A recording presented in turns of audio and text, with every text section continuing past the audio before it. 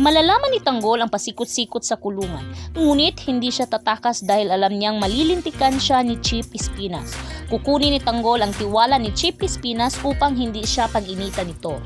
Dahil alam ni Tanggol na kung susunod siya kay Chief Espinas, bibigyan siya ng proteksyon at hindi na siya pag-iinitan ng mga tao ni Chief Espinas at lalong hindi na siya kakastiguhin ni Warden Balatukan.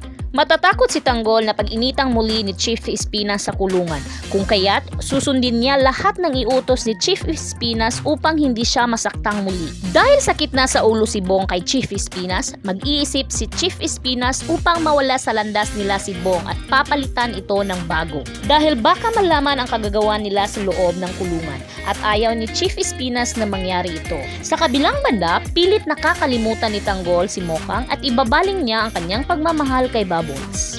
Dahil mapapaisip si Tanggol na wala na siyang pag-asa kay Mokang dahil may asawa na ito. Sa piling ni Bubbles, mararanasan ni Tanggol ang isang pag-aaruga at pagmamahal na hindi niya naranasan kay Mokang. Sa kabilang banda, aakalain ni Agustos at Amanda na wala na si Primo.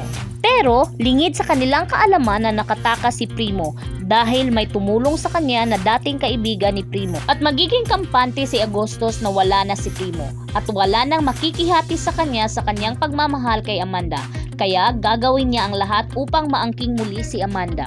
Ngunit lingid sa kaalaman ni Agustos na ang grupo ni Primo ay nakatakas at hindi sila kasama sa pagtabog. Ipapalabas ni Agustos na ang nangyari ay isang aksidenteng pagtabog dahil may nagtanim ng paputok sa sasakyan at wala ni isang nakaligtas sa kanyang mga tauhan at sa mga bilanggo. Sa pagtakas nila Primo ay magtatago muna sila upang akalain ni Agustos na wala na sila at nagtagumpay na siya sa kanyang plano na sila'y tapusin. Sa paglipas ng araw, magpapakita ang grupo ni Primo ngunit magbabalat kayo sila upang hindi malaman ni Agustos na sila'y buhay pa. Hahanapin ni Primo si Amanda upang makapiling itong muli.